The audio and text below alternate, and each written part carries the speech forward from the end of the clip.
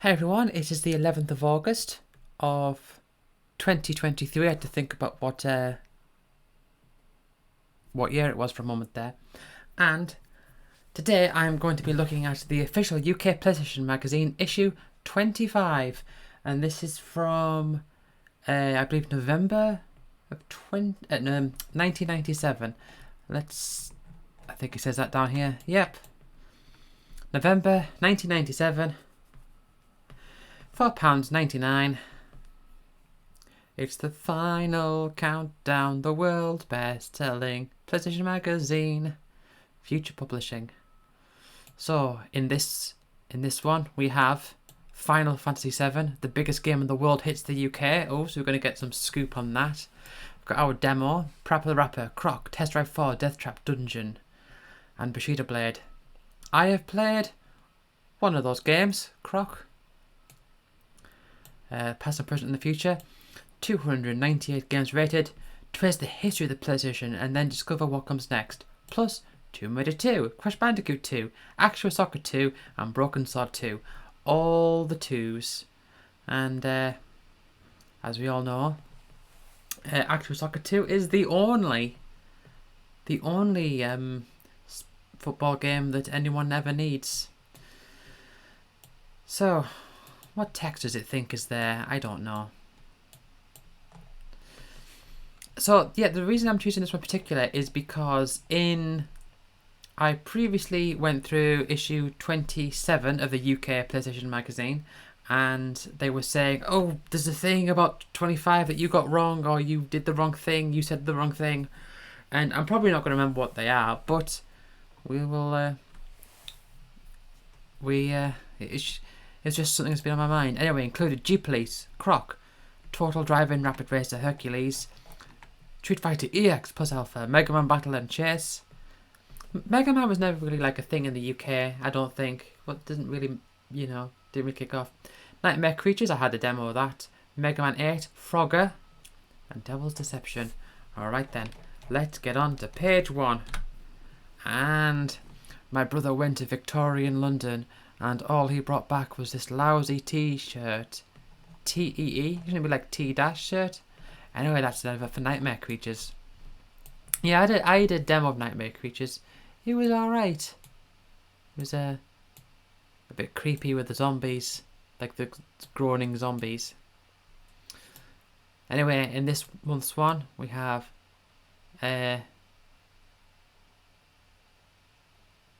Parappa the Rapper, Croc, Test Drive 4, Oddworld, Ib's Odyssey, Bushido Blade, and then video we have Net Your Rose, your first chance to check out how the Rose is shaping up. Also, this is before it came out.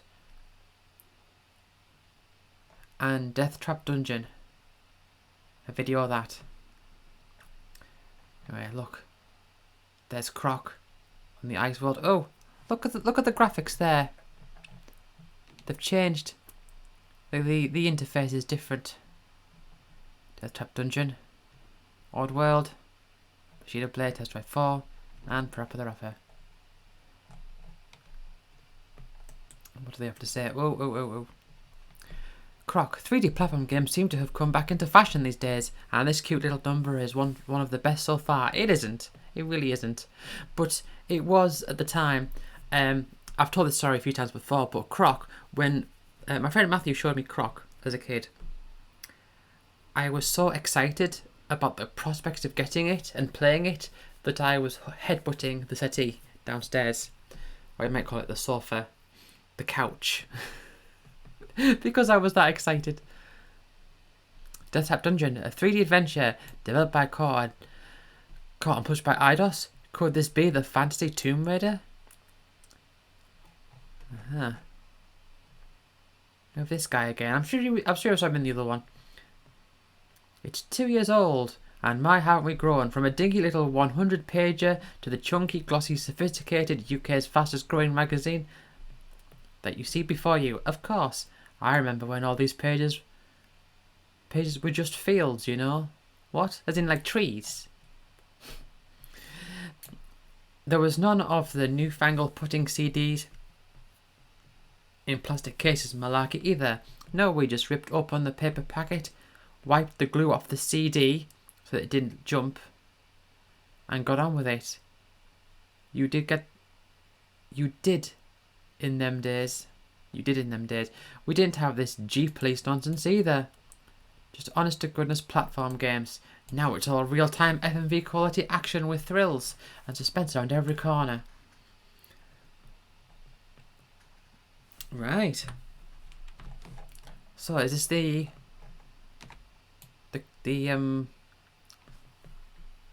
not the credits, the contents, that's what I'm looking for.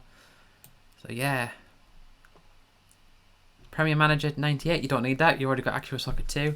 Final Fantasy 7, Tomb Raider 2. See, I'm looking at these around this time, it's like Tomb Raider 2, Final Fantasy 7 are two of the big games that they're talking about a lot. And they are two of my favourite games. It's almost as if the ubiquitous Lara Croft has never been away. And Final Fantasy 7, it's only sold 5 million in Japan. Squaresoft's massive RPGs are set to take Europe by storm. So Final Fantasy 7 isn't out yet at this point.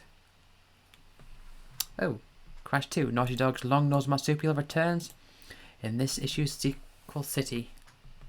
Yeah, Sequel City. Right. Wonder Toy, what is the secret of your power? Oh. Is that Nightmare Creatures 34? No, it's the Fifth Element. Alright. Graphically, it looks a bit like Nightmare Creatures. But yeah. I think that's G-Police. Yeah, G-Police.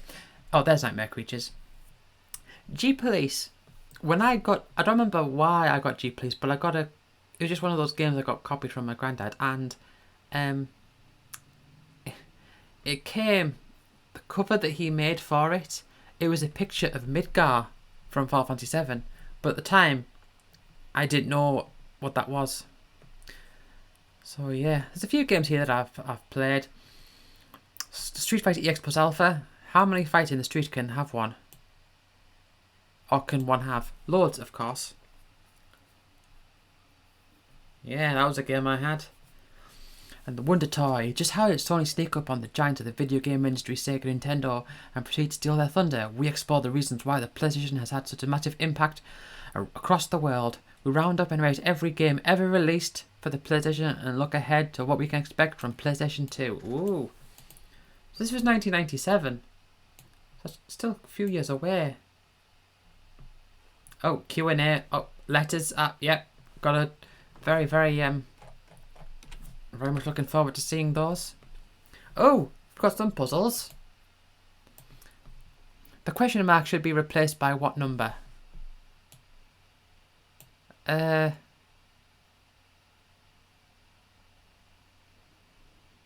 Okay. Oh, this is an advert for Karush. I was thinking this seems rather out of place.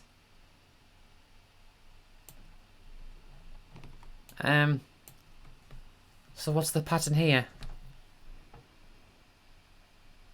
There must be a pattern. So it's in between two 21s. It's not perfectly symmetrical because the 11 and 19 there. That's 10. So that's... Are you meant to be able to solve this? Is it one of those things where it's like, oh, it's easy once you know? I don't know. I'm not going to spend too long hanging around on that. It's not like there's going to be an answer, is there? If you could solve these problems, you're halfway to solving Karushi. It's like, what is the missing value? So there's some sort of pattern here. I don't know. Again, I don't know if you're meant to solve these, or if these are just like puzzles, because if you look at this one here, complete the equation. If that shape equals 4, then that shape equals... I mean, what does that mean? So is it like counting? So if it goes like 1, 2, like if I use my cursor here, so 1, 2, 3, 4, 5, 6, 7, 8, 9. If it's going around in a circle like that, then 1, 2, 3, 4, 5, 6. It's 6. But I mean, that's just a pattern I made up. You can make up any other pattern. You could go 1, 2, 3, 4, 5, 6, 7, 8, 9. It's not like if you count just like a cross, like 1, 2, 3, 4, 5, 6, 7, 8, 9. There's no, or down, 1, 2, 3, 4, 5, 6, 7, 8, 9. I don't think there's any way of doing that. Or you could say like 1, 2, 3, 4, 5, 6, 7, 8, 9, and then it divides it by 2. So then 1, 2, 3, 4, 5, 6, that is equal to 3. But it's just, I don't know, it's just guess what I'm thinking of. But I have no idea. Like, is there a significance to like the top 3 points being in a triangle and the rest of it being like in a square? Is it like the 19 split up into a 4 and 1? Are these just, I don't know. I actually don't know if they're actually meant to be solved, if they're just like random stuff, but whatever. Update. Look at this 90s font. All quiet on the West Front. As we predicted in the last issue, there are a few big announcements to write home about, or even to our readers. At the latest ECTS, no price cuts, no major surprises on the release front, and few speeches slagging off the competition as is historically expected of such industry bashes. Yeah, this kind of isn't too great. You can make out what it says on the sides there.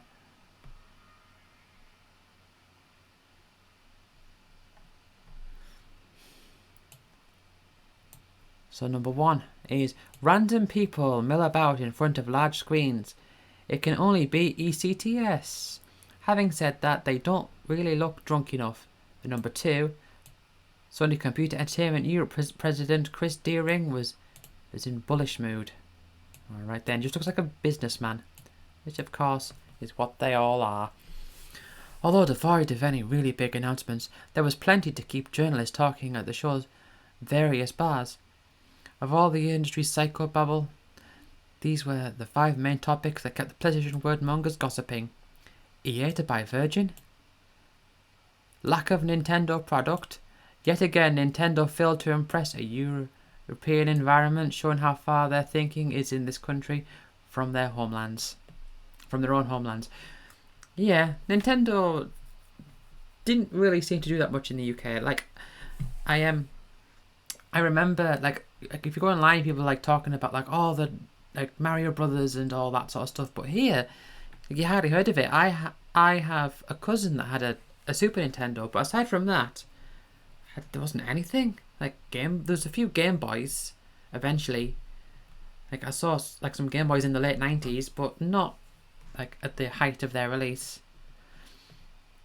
Tomb Raider now voted PC Game of the Year after sweeping the boards last year. Tomb Raider this year was voted best PC game at the ECTS Awards.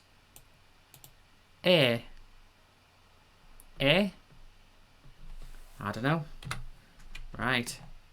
Powerline. I remember that logo. Suikoden. What is that thing? I can't make out what that says. Kingsfield? Mist? I don't know what that is either. They seem quite obscure games. Oh, Mist, Sentient Mist, Kingsfield, Suikoden, and over 100 other PlayStation titles to call the official PlayStation Powerline. Right. Well, let's go over here. Oh, the Spice Girls. Hey, look, it's that loading bar again. Oh, there's the bookmark icon. Right, with my mouse cursor. Right, 6.5%.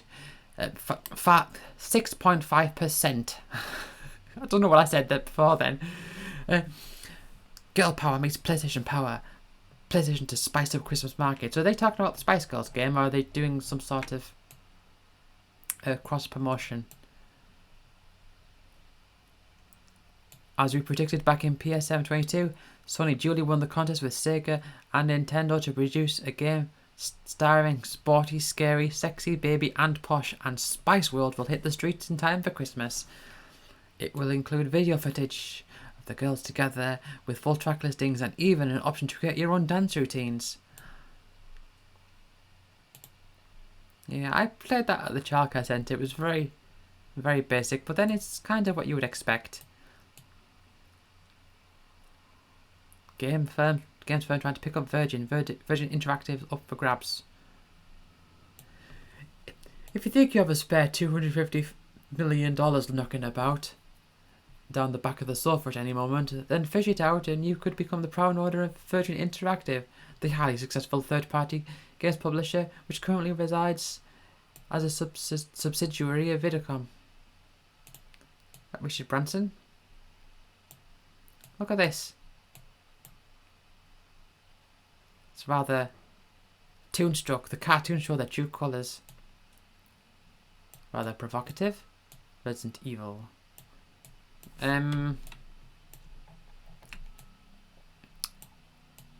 Right, Quake gunning for PlayStation. PC Legend to become console title. It's become apparent that, contrary to rumours, Quake will indeed make an appearance on the PlayStation, according to Jim Pelling, at developer Aardvark. The technology required is well within the capabilities of the PlayStation, despite other developers arguing the fact. Alright then.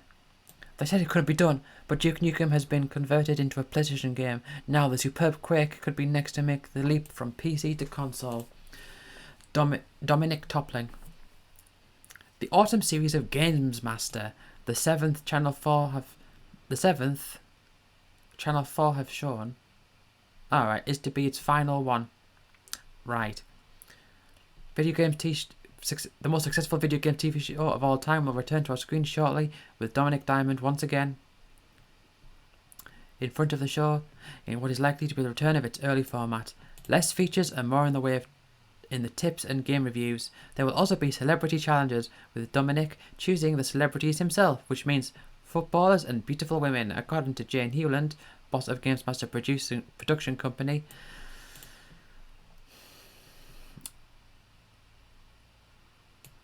So Games Master, I never really it was a show that I was always familiar with, and I sort of I wanted to see, but I never managed to catch it on TV. I think I maybe did once, like maybe at someone else's house, but I don't know. Down at Comet this Christmas, it's quite literally battle stations as Sony, Sega and Nintendo go head to head in a full-on try before you buy war situation. So yeah, like little kiosks. That'd be the Sega Saturn, I imagine. Oh. Ah. Yes. See, because I've seen the one that comes 2 issues after this, I'm familiar with some of these like features. But look, Watford, Slough, London, Proper the Rapper, Sheffield, Oxford. What is this Slough game? Is it Reboot Countdown to Chaos has a head start. Oh, Reboot. Oh, right, yeah. I thought it was like a snowboarding style game. And here, Felony 1197, known as Runabout in Japan. Yeah, I remember that in the other version. And anyway, this page isn't loading. Shame. Missing page. The World of PlayStation. Oh, now it's outside of the UK. Right. ISS Pro. So this is the one in ISS Pro is the one in issue 27, where they were saying, like, you said in 25 that we'd have some coverage on this, or something like that. Japan Gran Turismo. Never played a Gran Turismo game. Actually, no, I think I played a bit of one of them. Skull Monkeys. Alright. Whatever's up here is loading.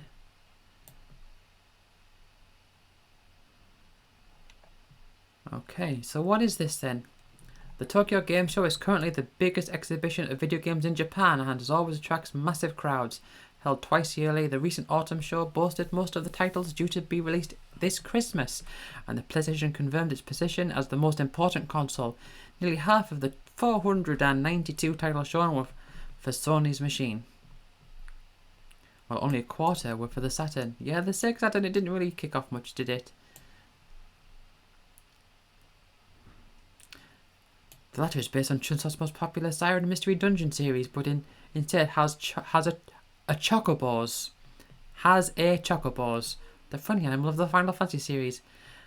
As its main character, Xenogear, on the other hand, has more of the style of Square's Final Fantasy titles. The main talking point with Xenogears is its 3D polygonal battle engine. It's reminiscent of Final Fantasy VII. So, Xenogears, I remember that being like 2D. Or is it just the characters are 2D? I don't know. Or maybe maybe they changed that?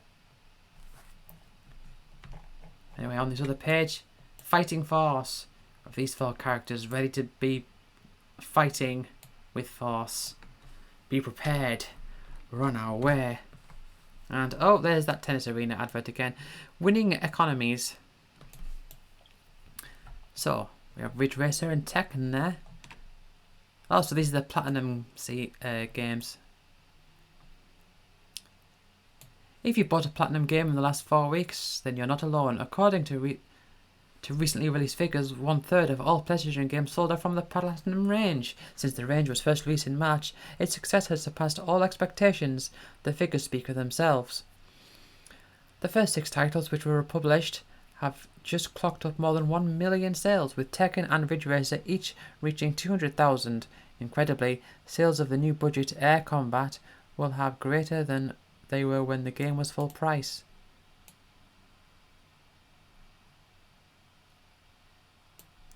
Ooh. Sony's European marketing director commented, "We're certain that the Platinum range has influenced people to buy the hardware, so it's increased the market as a whole. We also know that it's going to be games like Tekken and Ridge Racer which people feel they must have. Only one more Sony game will be added to the range before March of '98. But other companies are expected to republish some of their biggest titles in the run-up to Christmas. What's the bet that Tomb Raider and Resident Evil hit Platinum before the end of the year?" So, when I had my PS1, almost all the games I got were copied. There were a few that weren't.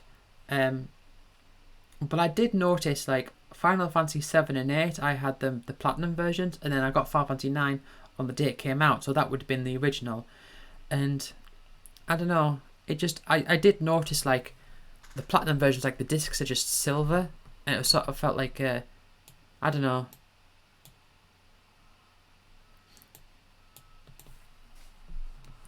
I don't know.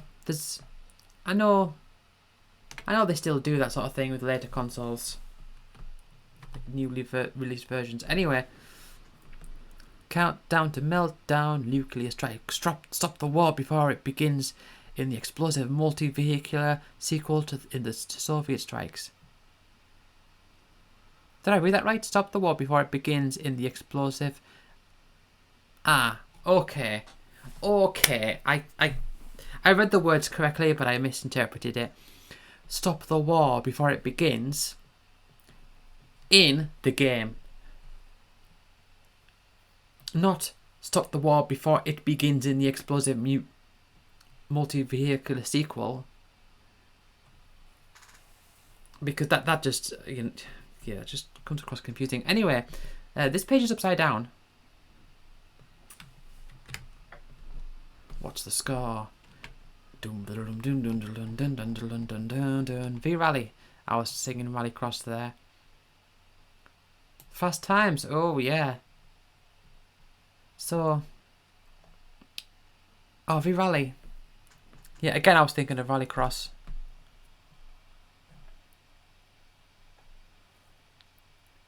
Indonesia. Stage 3. England. Sweden. I remember there being a New Zealand stage, which was... I remember with V-Rally. V-Rally was one of those games where the game keeps like interrupting you. Well, I say interrupting you. It keeps telling you like the turns. You're like easy right, medium left, medium right. It would like keep telling you these things like an arcade style game. And I remember there was some tracks where it had like a definitive start and end rather than having to do laps.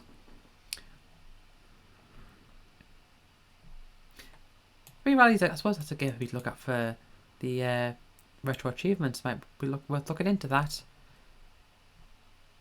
Ridge Racer. Ridge Racer was very, very basic. Porsche Challenge. I had the demo of that. Oh. Something about a skate park. Despite the average age of PlayStation owners still being in the 20-something bracket, the blockbuster PlayStation competition mentioned in PS7 22 has been won by a 14-year-old school kid from Charlton, putting adults to shame and perpetuating the theory that kids are far better at games than us wrinklies. Wrinklies. In the 20s. Haha. I mean, when this came out, this is November of 97, I would have been 9.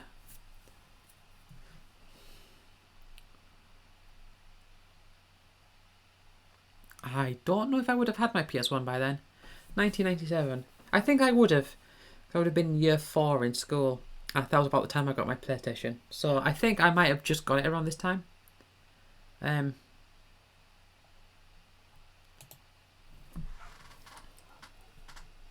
Anyway, this is the king himself. Right, and here we have Total Driving. The life he once knew flashed before his eyes. All bets are off in Total Driving.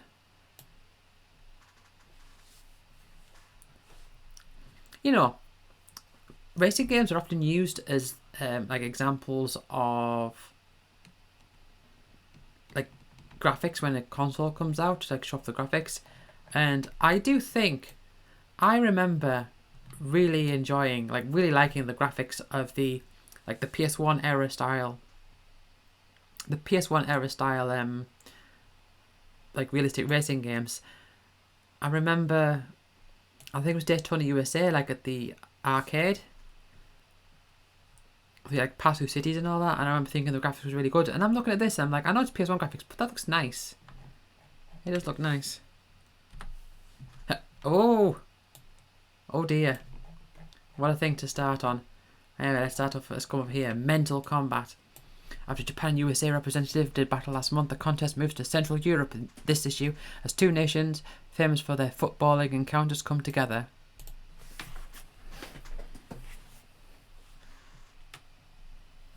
So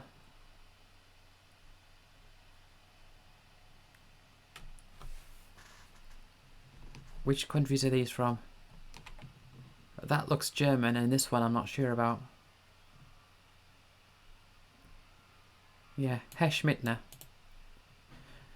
Wheeled off a list of his favourite games, and the score, Tomb Raider 2, sat at the top of their list. So people do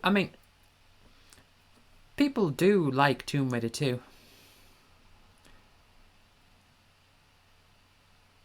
Yeah. Ah, so this is Italian. I wasn't sure if it was like Italian or Spanish.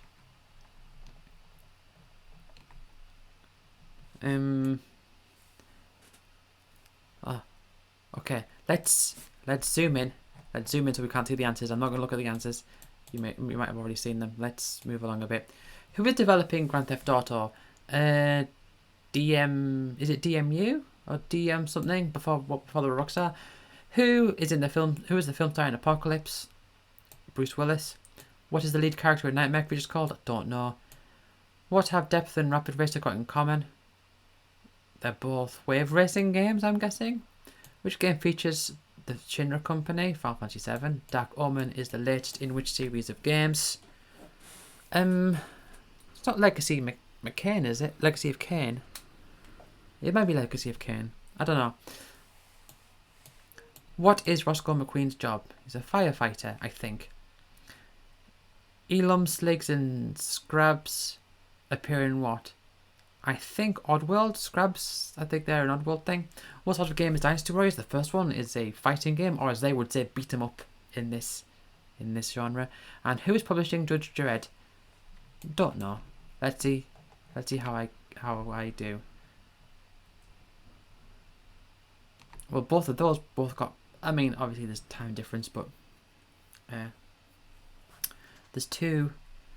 Let's see how many I got. Oh, DMA. I was close. I said DMU. I was thinking of Dominaria United from Final Fantasy, Magic the Gathering. Bruce Willis. Yep. Nadia. I thought the main character was a man,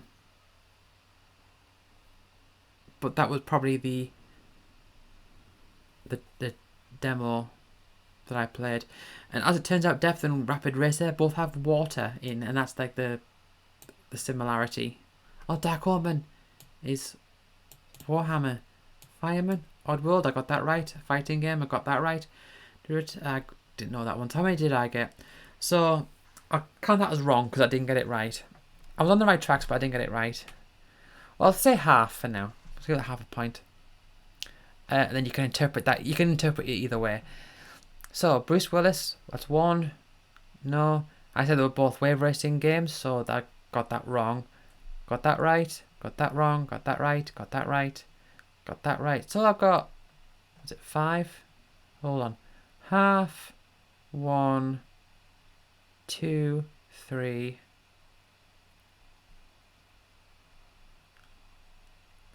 4, 5.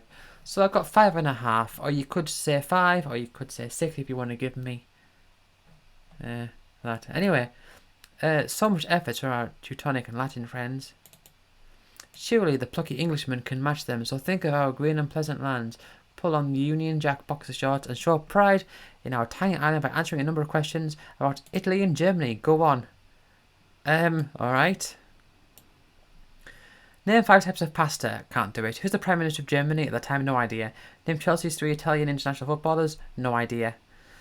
What is the capital of Germany? Berlin. What colours are the German flag made up of? Black, yellow and red. And what is Italian for hello? I don't know.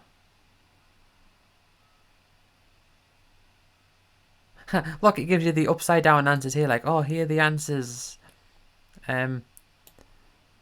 But they all got it right. Anyway, so that was... Oh, are we not getting the answers to those? Are we not getting their answers? Oh, is that meant to be our answers? Anyway, it's not flight simulation. It's flight stimulation. Oh.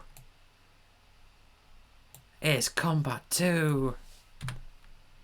And, oh. There's Abe going, I don't know. Is that what he says? He's going, I don't know. Oh, I don't know what his little voice thing is. Work, rest, and play station. Right. So much of this is cut off. Wasn't scanned very well. My day starts at 7 AM when my bone shaker of an alarm clock abuses the silence. The first job is to walk our resident guard dogs, Bo and Tash, who can reduce any would-be intruder to scraps of bone and gristle in seconds. Although they're just big fluffy bunny rabbits to me. By 8 o'clock I'm back, but I'm still not really thinking about the day ahead of me. My train of thought is on things like how disgusting Cocoa Pops taste straight after you've cleaned your teeth. Okay then. My advice would be to have Cocoa Pops before you brush your teeth. Have Cocoa Pops first, then brush your teeth. Because then you're also brushing the effects of the chocolatey from the Cocoa Pops.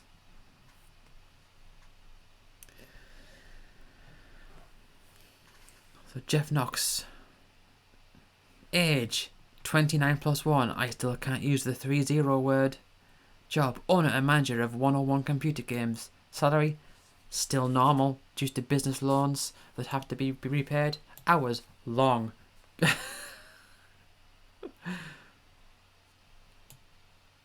Right.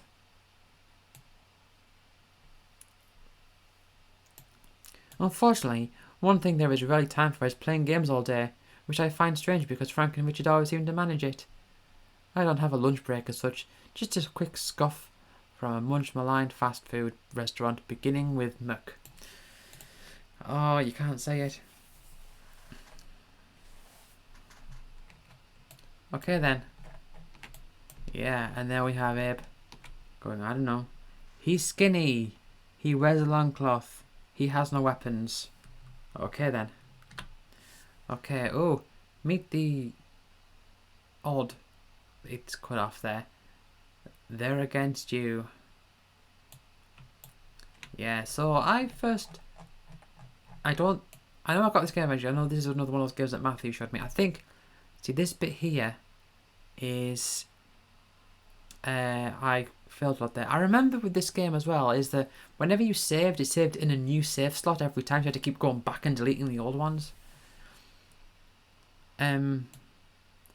And then these two levels, the one on the left here and the one on the right, they are...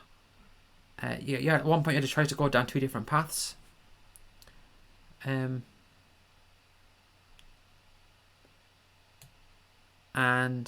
I went down this path on the right here, and Matthew went on the path to the left, and I got stuck because I think the path that I went down, it was not necessarily hard. I think the red area was hard, like enemy wise, but I think it had some like puzzles. Like I got stuck where there was a Madoka, you had to copy what he said, but I didn't know how to do that.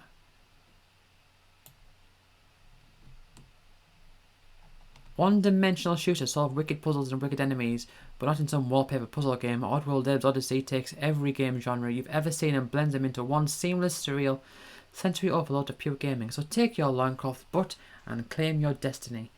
Saviour or salami? What? Yo. That's what happened in the game. It took me a while to realise that you could control them, you know. I thought you just sort of destroyed them, but no, you control them. There's a game to try again. Primal Screen, Judge Dredd. Not particularly interested in this. What's going to be the best bit of the game? I think it's probably the adrenaline rush.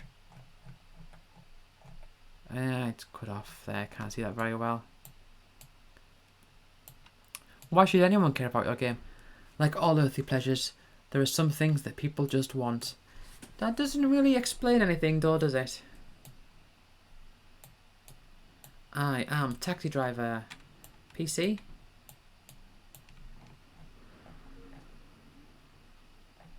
Alright then, moving on. UEFA Soccer. Is that different? I am Taxi Driver, Baggy the Wackety Bus. So are they 2 separate games or are they the same game? I don't know. But anyway, let's look at this guy here. Those socks look pink, don't they? Not good. Expect all the real players to be in the game. Oh, hold on. 1. Yeah, okay.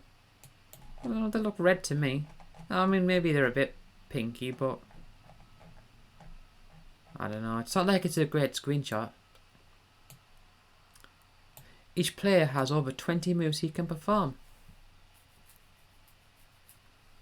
PAM used a Marcel player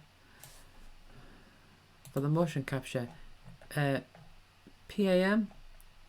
Power and Magic. Right, okay. But there's already loads of football games, aren't there? Well, yes, but Ocean have got the UEFA license, and they're the main governing body in Europe. Look what the FIFA license has done for EA. Their footy games sell loads, and they aren't even that good. Oh, throwing shade. Imagine what a good game with a license could do. PAM's game is already looking pretty natty, and they're way off finishing it yet. Expect to see more frames of animation than any of its rivals, fully textured mapped 3D polygons, and 17 different stadia. 5 massive ones, 10 medium ones, and 2 training pitches.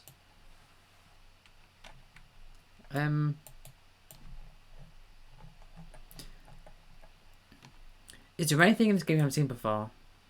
Now, the producers insist that gameplay always comes first, and rightly so, but they spent an age working on the motion capture techniques to ensure that the players don't run like Carlton and Palmer heading for the lavatory. Also, unlike many football games we've seen, the players are actually seen to kick and head the ball, rather than stick their limbs in the vague direction of the sphere and watch it fly. Articles and journalism and a lot of it, and I don't know, it seems to be common practice to like increase not the word amount of words but the variety of words, so it's that you can't refer to a thing as being the thing it is twice. So they can say the ball, okay, so we know it's the ball, then rather than stick their limbs in the vague direction of the sphere. It's like it's like, say they talk about a person like, ooh, Jimbo so-and-so went to the place and did the thing. And then the next sentence will say, then the millionaire found this other thing. And it's like, they can't call him Jimbo, what's his name again?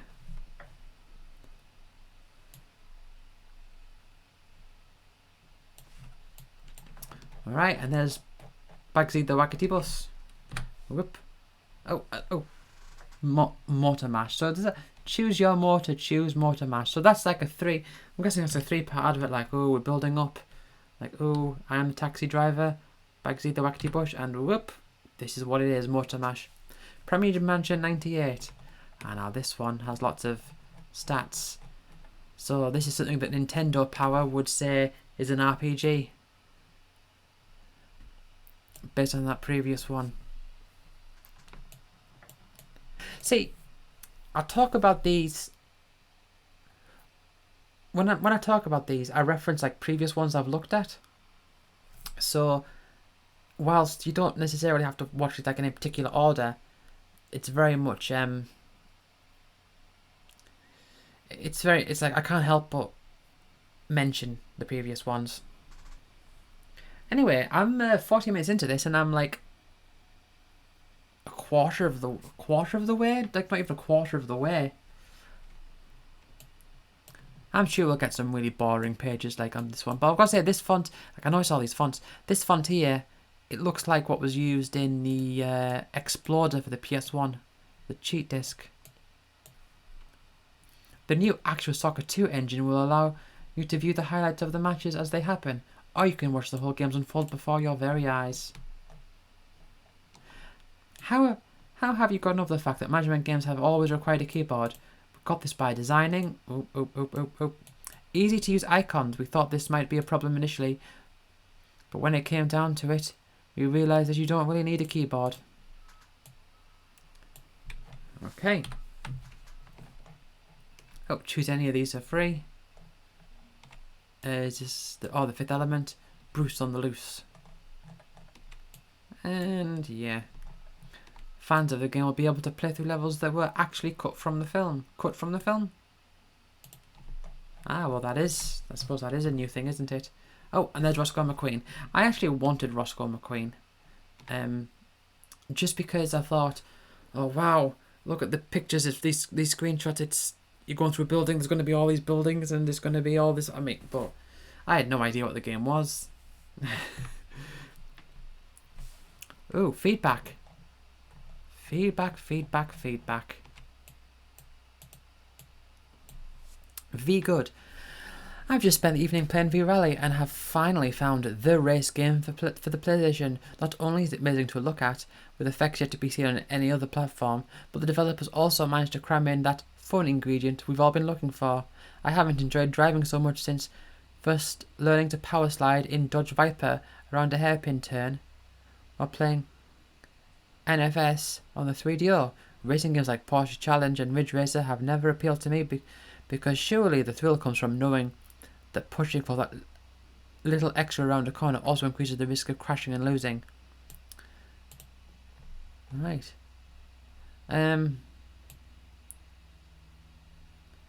Divided opinions of the merits of V-Rally. Oh. People disagree. So, with regards... blown out of proportion. Let's see, this would be interesting. With regards to Tomb Raider's questionable cross-gender appeal, if 96% of your readership are male, is this an approximation of the gender split for the PlayStation market? If the ratios are similar, then it can be assumed that at least 96% of the hype surrounding the buxom Lara Croft has come from lusty young males. But what of the remaining approximated 4% of female PlayStation owners? Certainly, opinions of these relative few will be dwarfed by the general male consensus, whatever the female comments concerning the playability and Lara's commendable get-on-with-it attitude. Would they be heard over the testosterone-fueled roaring Lara's chest? Fair enough. Lara's action attitude is hardly different from any of her male counterparts. Isn't she just a normal run-of-the-mill action hero with breasts? If so, why the hell not? It's good to see a female character facing such narrative odds and enemies in such an intense game. It gives the statistically few female gamers a character that for once they can empathize with, and therefore enjoy the game more. It makes a pleasant change, and I'm certain that because of this and the superb standard of its gameplay and graphics, Tomb Raider has a certain uniqueness, rather like those of the gentler sex who own PlayStations. When it comes down to it, all sides agree that it's a fantastic game, and if Lara were real, she'd have many attributes which she could be admired and envied by both sexes. I don't know many people who are physically able to pull themselves up on a ledge into a handstand, let alone with such an ample bosom. But essentially, she is more than just a token female, and little more a computer character. Role models or female icon of the 90s. Role model or female icon of the 90s? Perhaps not. But then so few of us spent our weekends running around in ancient tombs, being mauled by beasts and swimming around in stagnant water. And not once does Lara mention her bruises, broken nails, or ask if she looks fat in those shorts. And you know what? Like, I felt this a lot. Like, I really enjoyed I think the games are really good, the first few Tomb Raider games, and I just thought Lara's so cool. And when I saw all like the things like sexualizing her, I found it aggravating.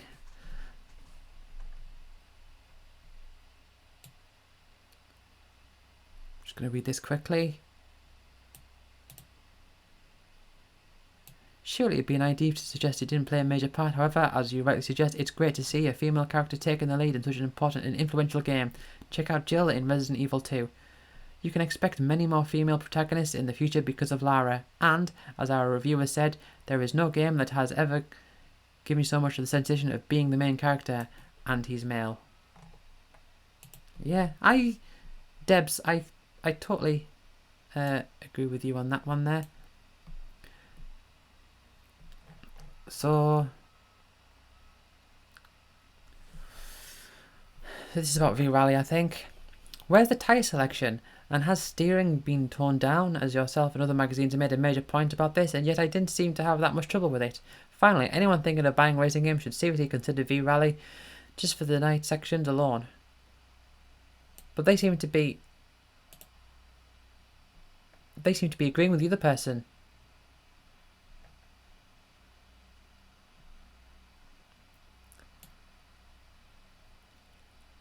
After reading a review of V-Rally, I rushed out and handed over 40. Oh, and let's continue over to the next page, because this is going to be some poster, I think, of War Gods. And whoop. Yep. Oh, and there's Croc.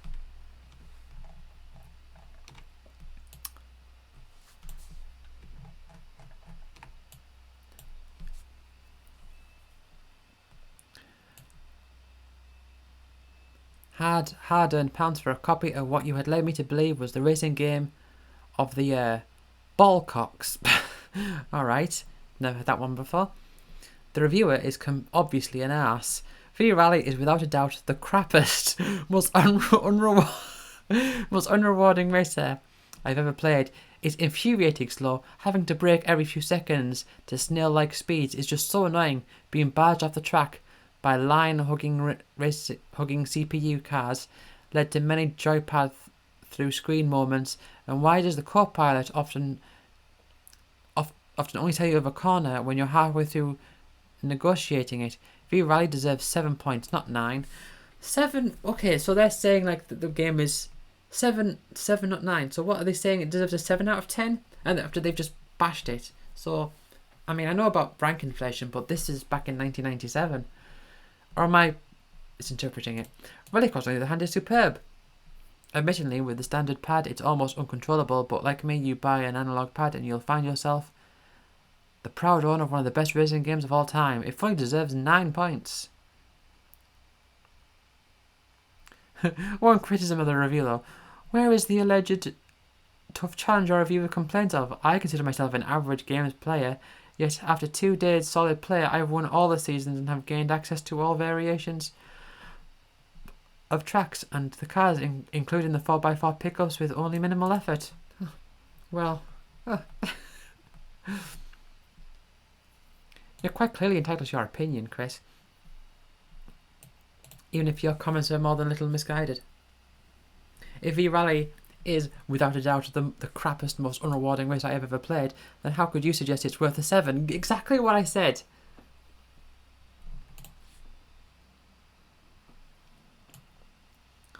We reckon 7 out of 10 is a good score for a game. 9's not offered without a lot of soul searching. What you're basically saying is that you found Rallycross far too easy, whereas you couldn't master the rudiments of V-Rally. The Infogrames title, there we go again, the Infogrames title is by far the superior rally racer, so we have to agree to disagree. I had both V-Rally and Rallycross. I think I had more success with Rallycross. I think I was able to complete more of it. If you ask me which one I found, I mean, I did rank 500 games, didn't I? So I don't know which one I put up higher. I think I probably put Rallycross higher, but like, if I'm just thinking about it on the spot, like in my mind, it's like, yeah, they're both fine.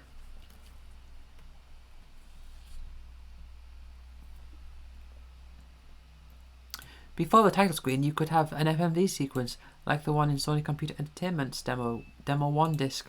Oh, we all remember that. I mean, there are multiple demo discs called Demo 1, but I think it's the one that came in like the green case.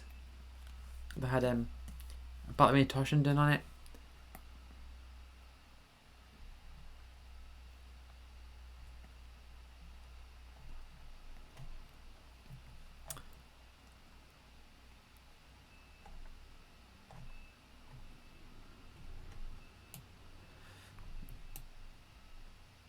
I'm not sure if I...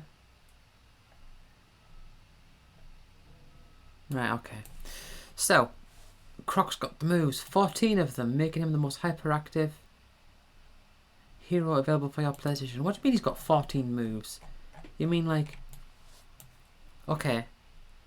Got island hopping and jumping and swimming and climbing and swinging and spinning and running. Oh, okay. Oh, letters. So fast it'll make you sick, Rapid Racer. Because that's what we all want to see. Questions and answers.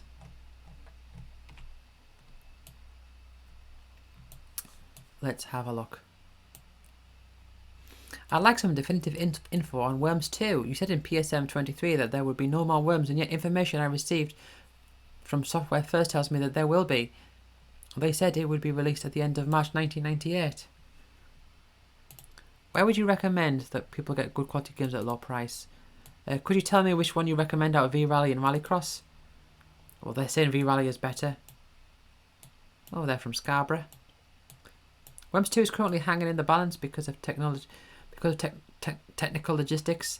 Steve Healy, Team 70's PR fellow, reckons it takes some 16 megabytes to run on the PC because of the plethora of animations therein. Alright, that's a good game. Worms 2, that'd be Worms Armageddon, that was a good game.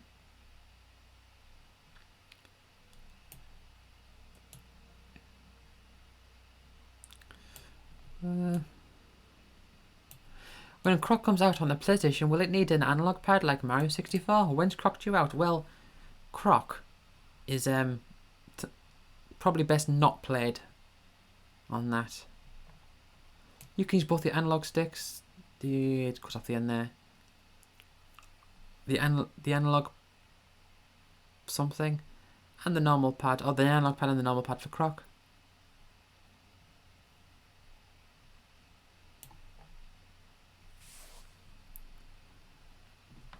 Okay, let's move on. Rapid Racer. I'm very conscious of the fact that I am nearly an hour into this, and I'm only on page 44. Who's that girl? Pre-play Tomb Raider 2. The most eagerly awaited game of the year, almost as eagerly awaited as next month's issue, which requires a playable demo and an exclusive review. Love Tomb Raider 2.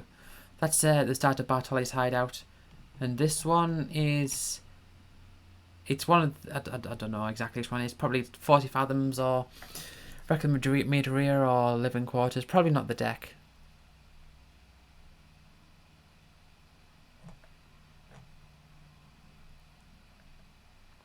Lara will have more freedom to explore in Tomb Raider 2, he explains. This has given her the new climbing move. Oh yes, you can't climb in. There isn't anything to climb in Tomb Raider 1. She can climb hand over hand as well as side to side, so instead of looking for ledges to jump up and making beeline for those, she'll have to be looking for handholds in the sides of cliffs or other objects. That's interesting, because whenever a new game comes out in a series, usually they give them some sort of new thing that they can do. And it didn't occur to me, because I played Tomb Raider 2 first, I think. I might have played a demo of 1 early, but like I knew that in 2 you could climb, but it didn't occur to me that in 1 there aren't any climbable walls. Yeah, underwater combat, not very good. You got to use the harpoon gun. Oh look, the Opera House. Lara will be able to climb hand over hand in the sequel, so she'll be able to scale cliffs. How's that related to Image 1 though? Oh, with time for sightseeing, one of the joys of the original was the exploration factor. Lara dives in search of the Dagger of Xi'an. That is Catacombs of the Talion. I think that's the place where all the Yetis are. And that's later in the same room in Bartoli's hideout. So there's a lot about her ability to climb. Which, yeah, I didn't even notice that climbing was a new thing in 2. Oh. Lara will encounter far more human baddies in TR2 though, so you can expect a lot more action. Yeah, that's true. Humans in Tomb Raider 1 were annoying because you shot them and they didn't die, they just ran away. I think eventually they did. But yeah, this is all Bartoli's hideout.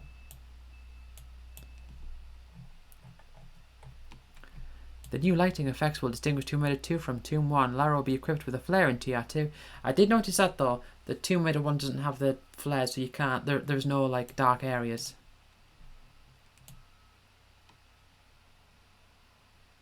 We know that from the success of Tomb Raider that the combination of different enemies, puzzles, exploration and combat works really well as it stands. Yeah. Super Football Champ.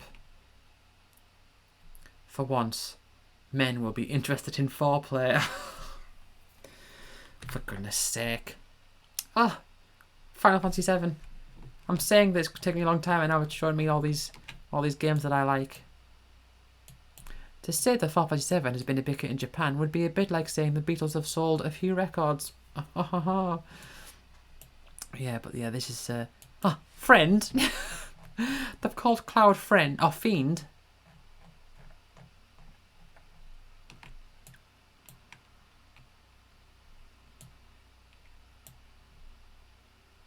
Yeah, but Final Fantasy VII, I didn't actually discover. Well, I saw it I saw pictures of clouds like on covers of magazine. It might have actually been this magazine.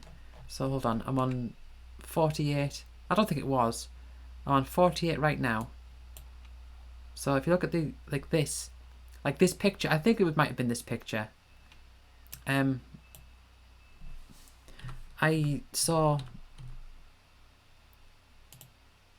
I remember seeing like that in a on a magazine on a front cover, and then I knew that that was the guy from Final Fantasy VII. But I saw like the image of the motorbike cutscene, and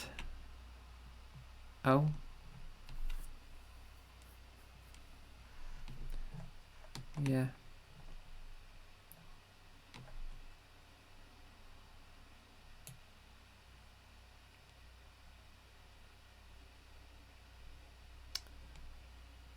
Yeah, I didn't actually know what the game was until like a few years later. FF7 takes place in a unique steampunk world where magic has been developed alongside technology to create a bizarre combination of the two. The city of Midgar, where the game begins, is a teeming metropolis built on a huge plate suspended hundreds of feet above the ground by a central support tower and several massive columns.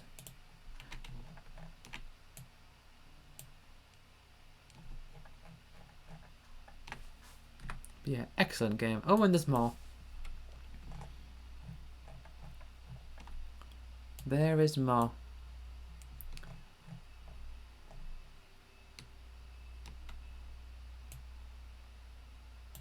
Final Fantasy VII is going to stand out on the strength of its looks.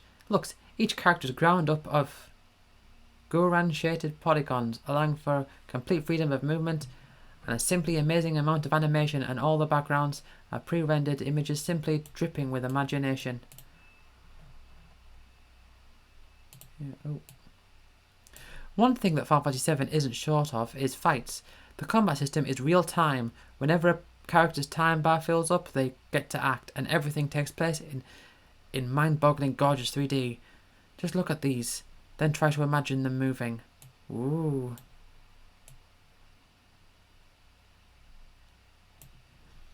Although officially an RPG, FF7 also draws on graphic adventures and platformers, and even has event games.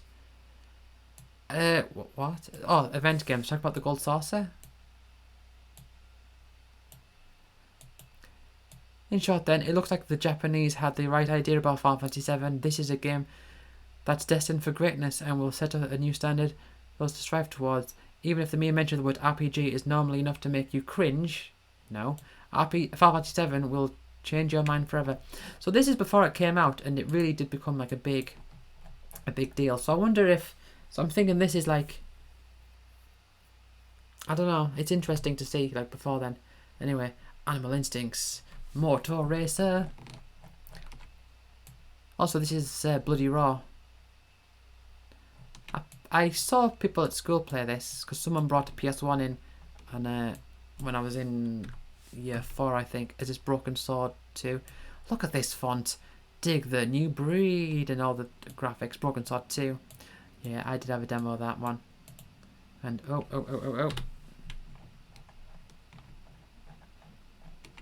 Oh, that's just more Broken Sword 2. And there's that advert for 1 again. I've seen that before.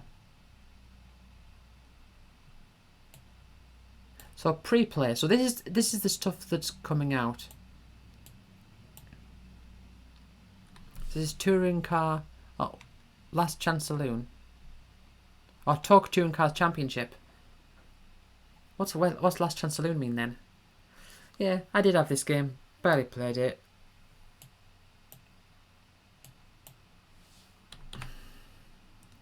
Oh.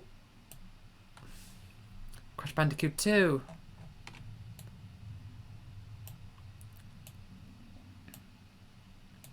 Ah, yes, that image. I've seen that picture before somewhere of like, where they were saying like, look at this early footage.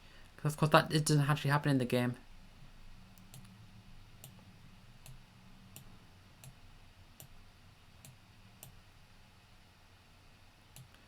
Crash has added a few strings to his bow.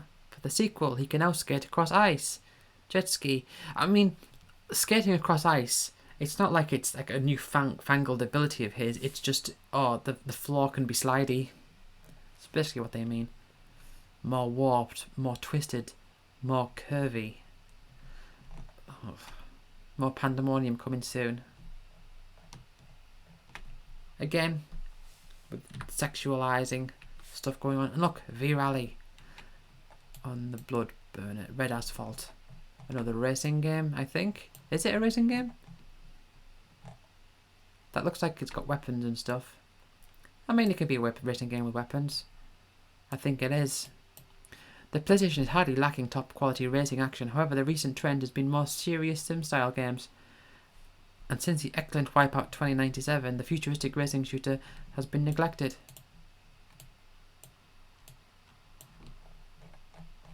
Right. Oh, V-Rally 97 Championship Edition. So is that different from the original? Or is it the same thing? I don't know. Action Soccer 2, the only football game anyone ever needs.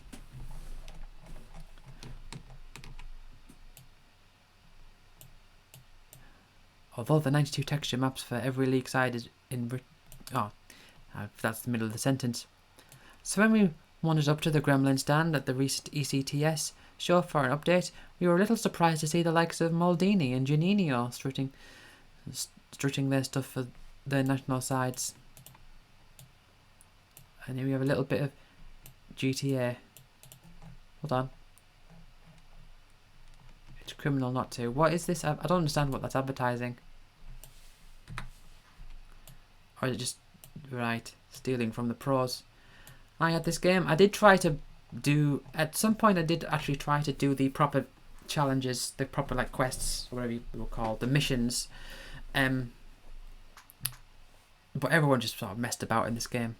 And I did try them, and I enjoyed trying them, but it was really hard. I didn't know what I was doing most of the time. You know, you have to like answer the phones. One of the things that makes GTA so interesting is the freedom it gives players. You can literally... Ooh, I can literally... do what you want. Do what you want, but don't be around me. When you want. Yeah, see, this is... the whole, like, do what you want thing is... oh, you can go anywhere you want, you can do all this, and that's... That thing was... I mean, GTA was, I think, the first one that really kicked off that idea. Red Alert. RTS stuff. Yeah, look at those previous copies. Oh. Wonder Toy. Ah,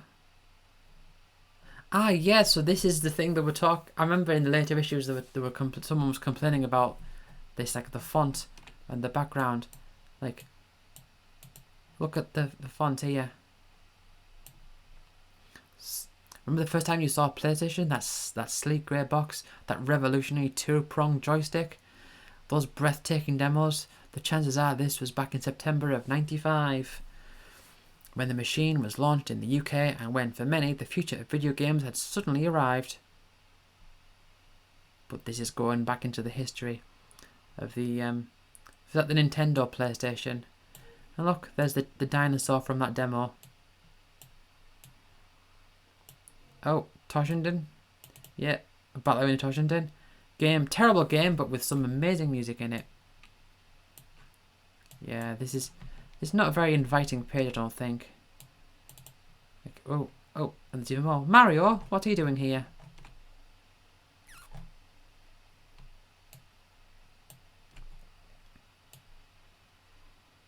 Ridge Racer? Oh, there's Virtua Fighter, and there's the N64. Right, both were incredible successes, so what are they talking about here? I don't know.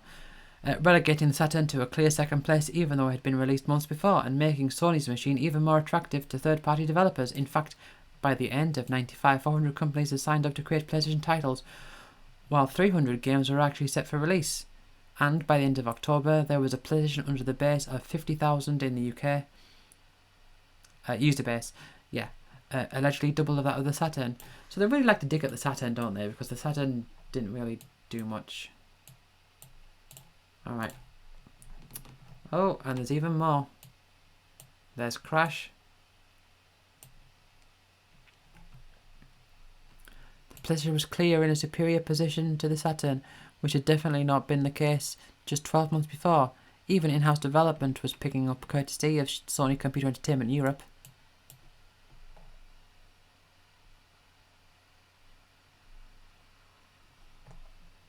Yeah, what game is that? I don't know that one.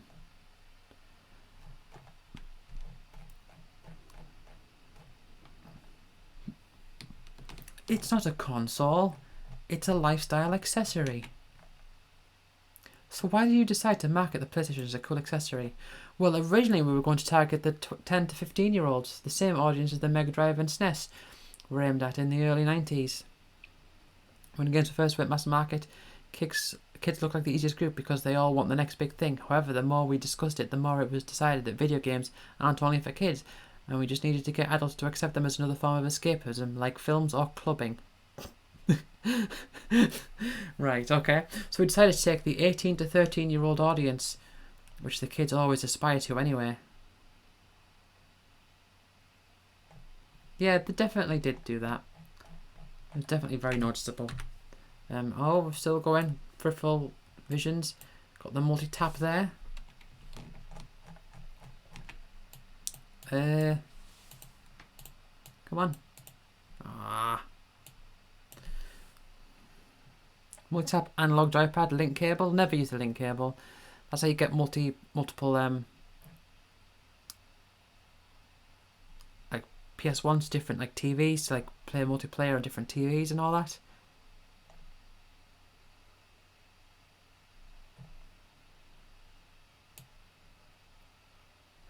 But the mouse never saw that. Oh, Robbie Williams. To celebrate the UK launch, Sony put PlayStation backstage of Top of the Pops. Here's Robbie taking advantage of a full career to master Ridge Racer. Oh. Oh. Michael Jackson, surrounded by a veritable army of bouncers, the pale-faced pop icon attended. See, this is exactly what I mean. Again, the pale-faced pop icon. Well, they can't just say Michael Jackson again. It's scaring everyone else off the machines.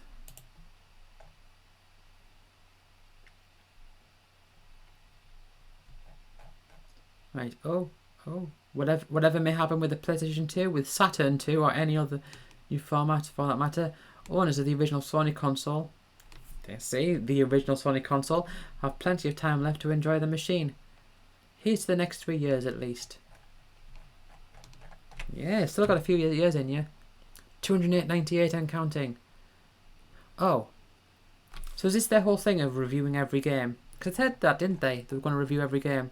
And is this in alphabetical order? Yeah. Actua Golf 2, Actua Soccer Club Edition, Actua Power Soccer International. Battle Stations. Oh wait, no, it still goes across this page. Avengers Lomax, Agile Warrior, Air Combat, AIV, Evolution Global, Alien Trilogy, All-Star Soccer. And they got them all like numbers. So like, okay, Battlefield Intelligence is 8 out of 10. Which I definitely would not give that. Battlefield Intelligence 3 I would say is definitely better. But they rank it lower. Crash Bandicoot, yeah, I would give that a high score. I wonder what they give a low score to. D. Alright then. Never heard of it. I think I've heard of D2 or something. Right. Next page.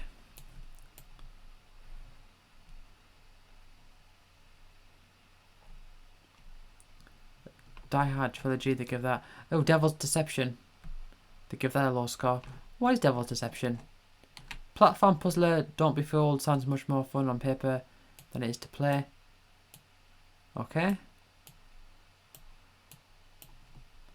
Descent. Oh, I think I had a demo with a video of it. Might have been a playable demo of it, I don't know.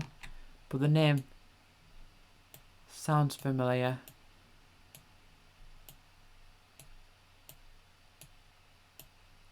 Lost World. A 3 out of 10. There was someone, I think in issue 27, I might have to look back at that, there was someone complaining about this review. They were saying, what, a 3 out of 10? It's actually really, really good. His final... Oh no, Final Fantasy 7 isn't released yet at this point.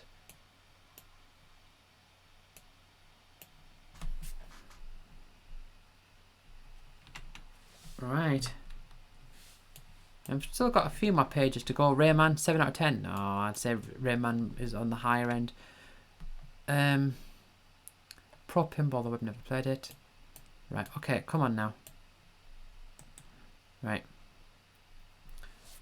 Namco Museum. Mickey's Wild Adventure. That was... I think I played a little bit of that at the Childcare Centre. Penny Racers. Oh, Penny Racers, 5 out of 10. I really like Penny Racers. I mean, I understand what they're saying, like, oh, it's... like, the physics and all that are rather janky. And it is definitely true. It's a very, very janky game, but...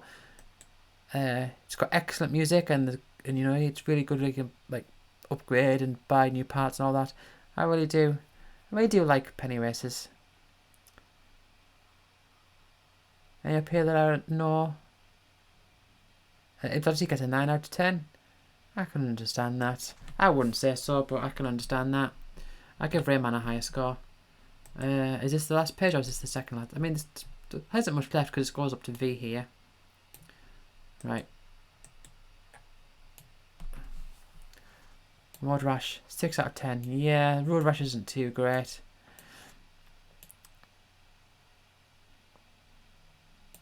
Theme Park? I had the Theme Park World. True Pinball, I had that on... No, I borrowed it from a friend. True Pinball. Street Fighter EX Plus Alpha. That wasn't... I wouldn't have thought that would have gotten a high score, but... For a fighting game, I enjoyed it. I enjoyed... like unlocking... I mean, in my mind, it was like... It's not as good as like Tekken and all that. Like, say, Tekken 2 gets a 10 out of 10 there. I'd say it's not as good as... Tekken, like Tomb Raider, 10 out of 10, yeah, I would, that makes sense. I would give it a high score. At least in the context of all PS1 games that were released at this point.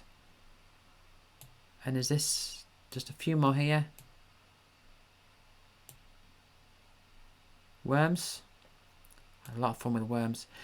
I sometimes listen to the... If I've got music playing in the background, like whilst I'm working on stuff, I'll sometimes use music from Worms. Like the Hell theme. Because it's got that particular quality. Anyway, we have here, Face Off. Okay. Oh, we're still in this. This is the prediction. Oh, look at this. This is the prediction for the PS2. Look, 4 slots. It's still the same colour and everything. Oh, wow. This is interesting. Can barely read that. The shape of things to come. Yeah, I can understand what that person was talking about when they were complaining about the font choices and all that. It's all like very spaced as well.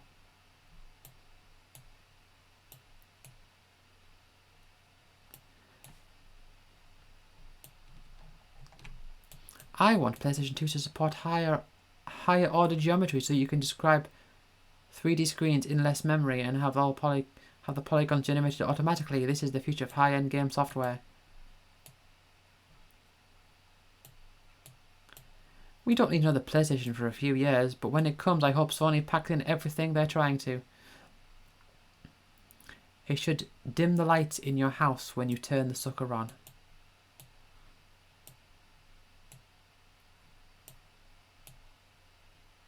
But yeah, look at this. It's like... It's a clear example. Oh look, Tomb Raider 3. It's like, oh, we're going into the future. Tomb Raider 3.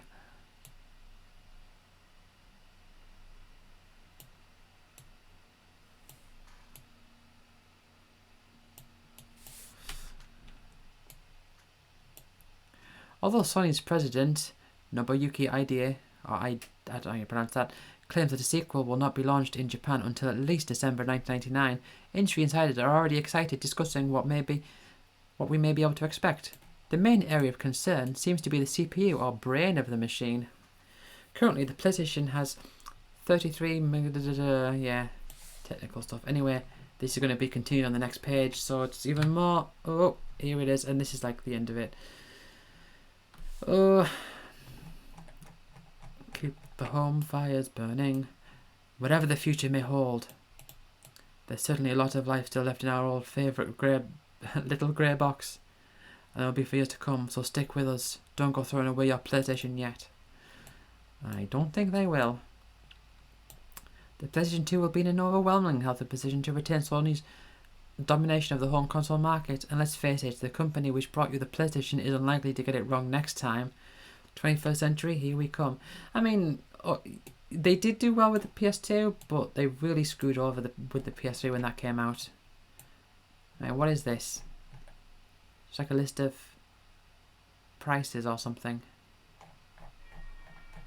I don't know.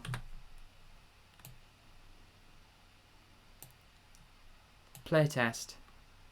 Right. G please. Whoa, whoa, whoa, whoa, whoa. I need to stretch. Have some of my drink. I've got a bottle of water here, and because I thought I do a lot of talking in these. I do a lot of talking, and I really need to drink more.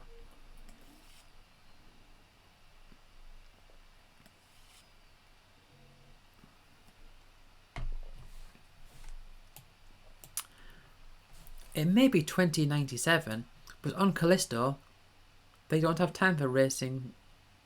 They're much too busy trying to contain the evil mega corporations. Yeah, so this is a game. G-Police is a game that I had, and I can't really remember what it's like. Yeah, so you control like these helicopters flying through, and it's like you got to shoot stuff.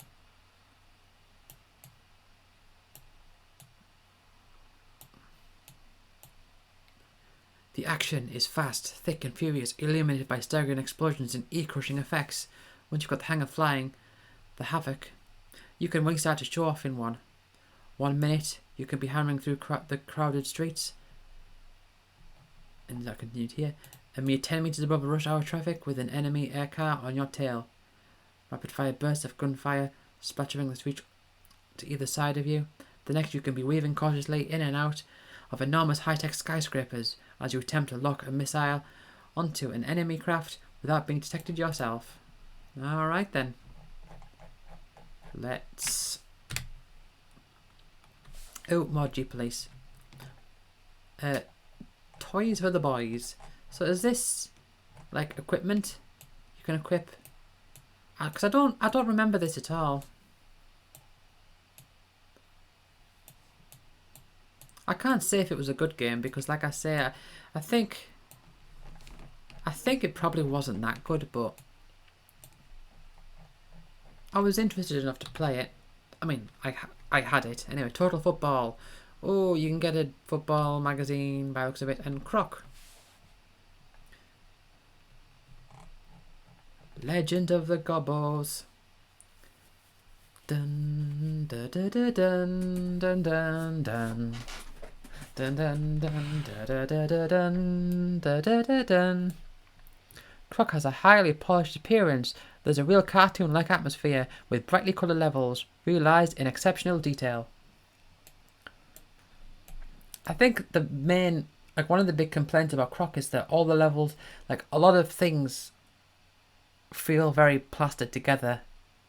Like you'll jump down a hole in the ground and you'll appear like somewhere completely unrelated to the underground. So it feels like individual like rooms stitched together because there's no like real relation thing between things, and that's kind of true. There's also another thing that I think people complain about this is that there are things that you can miss. Like, so say there's like a gobbo to free, but there's a platform that can be destroyed on the way. If you destroy the platform, you have to start the level again.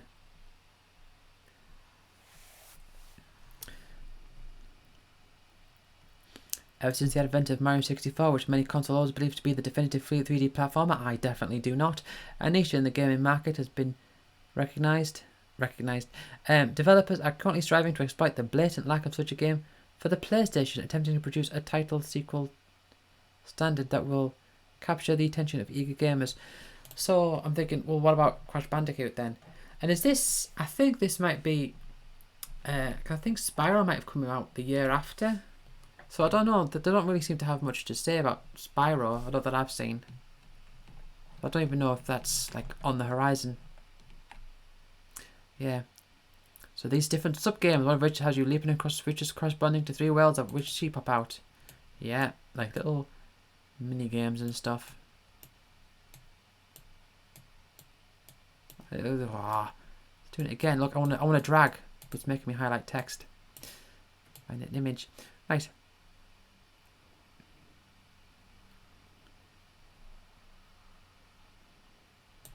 Our equally impressive hero, made up of some 200 polygons, can perform a number of different maneuvers, which he does in his own charming style.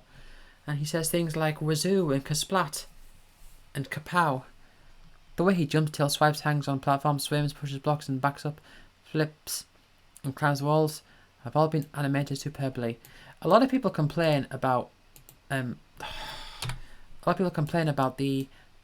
tank controls. Mutant monsters. Yeah.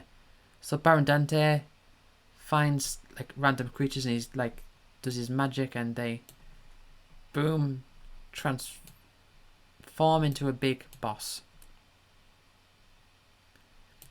The real challenge comes from completing the levels, collecting all the gobbles, then defeating the boss. This in turn opens up a secret level. Yeah, 2 secret levels on each world.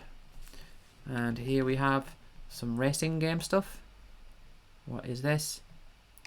Oh, the magazine for marketing your business on the internet. Ah, Total Driving. This is the one where that guy was saying like about his life flashing before his eyes or something. So is this just a racing game then? Hit the walls and easily watch the sparks fly. Well, you can just see them. Scenery looks good, though not in split screen mode.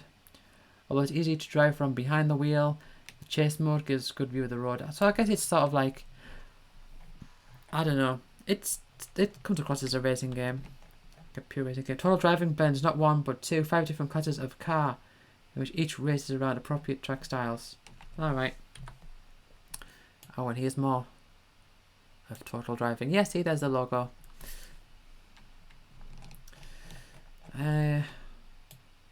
Let's see. There are 40 different cars to drive, 5 different types, and 8 international teams, each of which has cars that can handle slightly differently. There are 36 tracks to tackle, arranged over the 6 countries, and as you progress through the game, the hazards on the tracks become increasingly diverse. Dodge avalanches, lava explosions, and rock slides. There's also a decent spread of game modes to race against 7 other CPU cars, against yourself in time trials, or even take on human opponents in split screen. It seems like an alright game. I imagine this would be quite good. That would be my guess. I didn't even notice these reviews, like these scores at the bottom. Right, so this is Rapid Racer. Yeah. Ah, so maybe I did have this on a demo as well. I think maybe I did. Cars are great. They're sexy to look at. If you say so. Responsive to control and exciting to drive. And they also make superb simulations. Whereas, is it air combat? It's not a flight simulation, it's a flight stimulation. When you're driving, sitting down and holding behind the wheel, you're doing the same thing as when you're racing. When you play a racing game, holding the controller. So why the hell would you want to drive a bloody boat? Boats are slow, ugly, unresponsive, covered in barnacles probably, and sit in that horrible wetsuit. Well, the ones we've been in are. However, this game is different. Right. Is there a score for this game, or is it on the next page? Ah, 6. Commit your friends to a watery grave. Well, that's not nice. That's not nice at all. Oh, alternatively, they're saying like, oh, so here's other games. They've all ranked very, very similarly.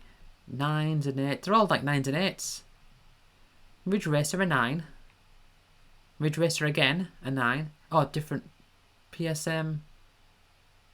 Alright, so from different magazines. Alright. Okay.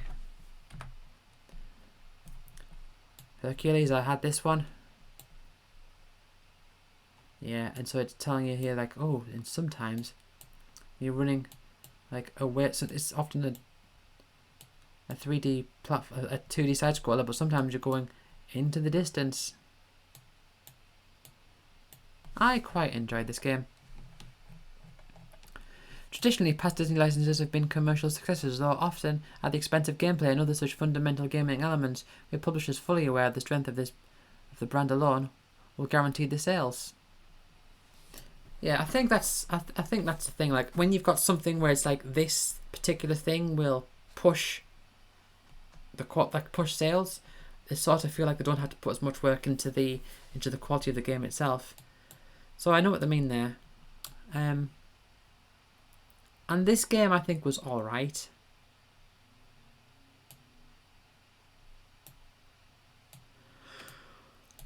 Similar with the Bugs Life on the PS1. I think it was alright. Anyway, Shake It Baby. So hold on.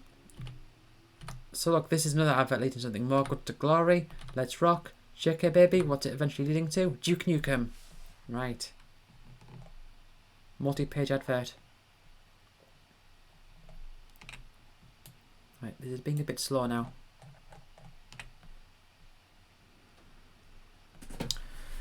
The animation is fluid and the stages are beautifully coloured, with detailed backgrounds displaying plenty of variety.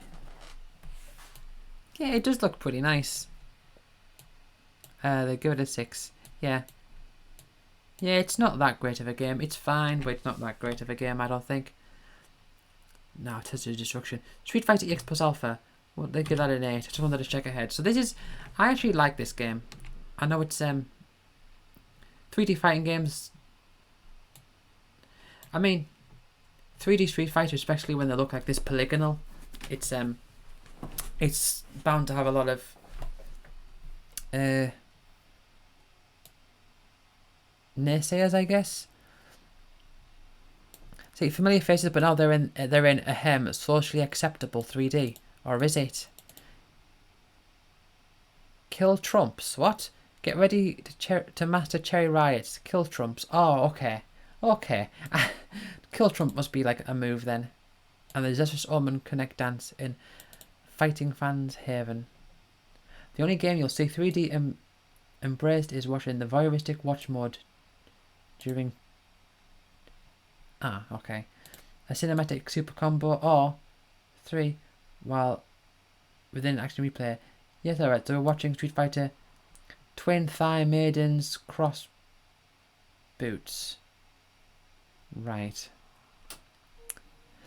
Chess with Knuckle Dusters. That's one way of describing a really good bout of Street Fighter between two talented players, both of whom are so versed in their moves and the textbook tactics that they end up using psych-outs, fakes, tricks, and rash gambles in order to disguise their inevitably predicted style of fighting. Yeah, I've never been that good at fighting games, and I never will be. But yeah, look, I think it was called Dr. Dark, but the announcer called him Doctorin Dark. Remember his move where you can grab them, you get like a string and you can shoot electric through it, or you can drop a mine and like. I used to think it was great to because you can drop a landmine. I used to think it was really funky to drop a landmine and then use the move where you grab them with the wire string thing, whatever, and then pull them towards you, and then they end up walking into the mine as it explodes.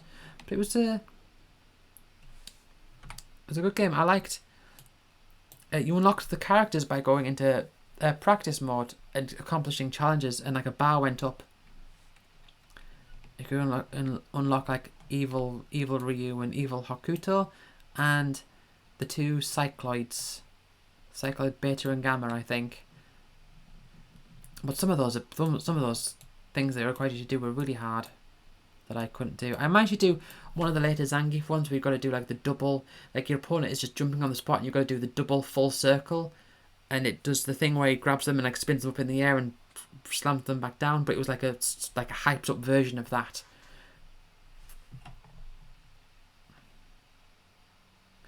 I really like the Skullomania music as well. We can't make comparisons with Soul Blade or Tekken 2 because a different style of scrapping. This is deeper, more tactical and more demanding fare for the hardened fighting fan. I preferred Soul Blade just because Soul Blade had like a mode with customization of weapons and stuff, and that naturally, like, I really like that. Alternatively, anyway,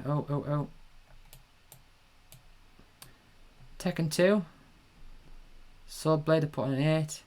See, I'd put Soul Blade at the top of these.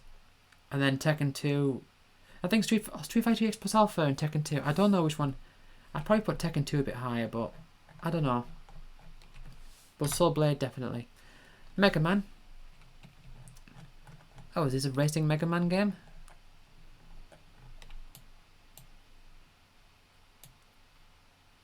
Three out of 10. So they didn't like this one then.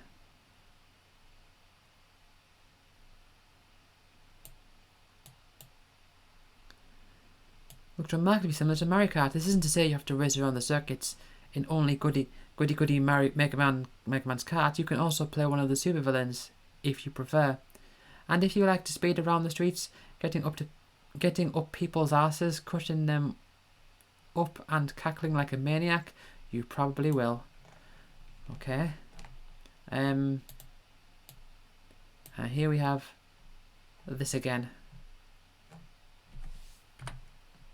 Right. Oh, Cult TV. So they're just advertising more magazines. Like, well, if you like PlayStation, you might also like Cult TV. Nightmare Creatures. Game I had a demo of. London, 1834. As night falls, the city stands on the brink of destruction by monstrous forces. Vile homunculi and reanimated corpses have been summoned and unleashed by the sorceress Mr. Crowley. No, that's Adam Crowley, no relation.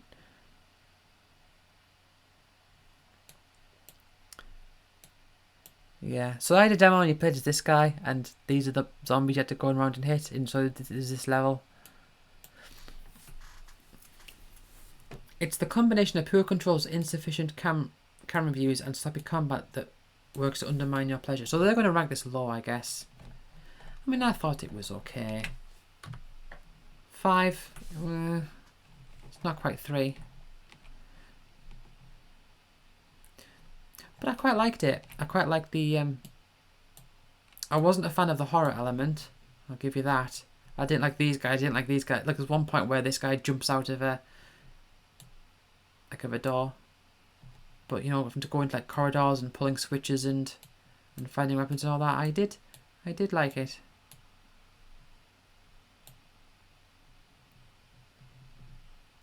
Despite early comparisons to beat-em-ups, however, the combat system is woefully primitive. We tried using the block, we worked out the simple combos, and just when we thought we were getting the hang of it, some great oaf of a creature would come along and thrash us in a seemingly random exchange of blows. You simply cannot see the hits coming. Why don't the monsters have recognizable attack patterns that you could watch and learn and anticipate? Why instead do they suddenly lunge at you from miles away in unpredictable fashion? Honestly, I can't remember. I mean, that's probably... I can imagine the game being like that, but I honestly don't really remember.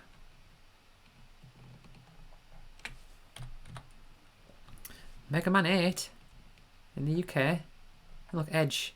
Again, advertising a magazine. Look, Edge 50. Okay, that's a lot of space taken up for that little bit there. While games like Crash continue to feather platform genres to new heights, does the PlayStation really need such regressive fare as this? Oh, they don't like it. They don't like the Mega Man. Enter the world of Clown Man and his lethal toys. Yeah, so Mega Man 8, I imagine, is just... It's just another Mega Man, isn't it? With like newer graphics. And they had cutscenes as well, you know, where Dr. Light goes Dr. Wowie. Oh yeah, 3 out of 10. They don't like it. So, lifespan, an extremely rainy day. Gameplay, tirelessly tiresome. Presentation, reasonably easy. Originality, no more, please. Well, there's not going to be any more for several years. But I can very easily imagine the PlayStation crowd. Like, if someone's coming to PlayStation, then they probably wouldn't be interested in a Mega Man game, because they're going to be wanting, like, you know, all the 3D games and all that. I think this is going to be outside of their interest. See, the caption for 3 here is, what is 3? I don't know. That's not even a caption. Doesn't mean anything.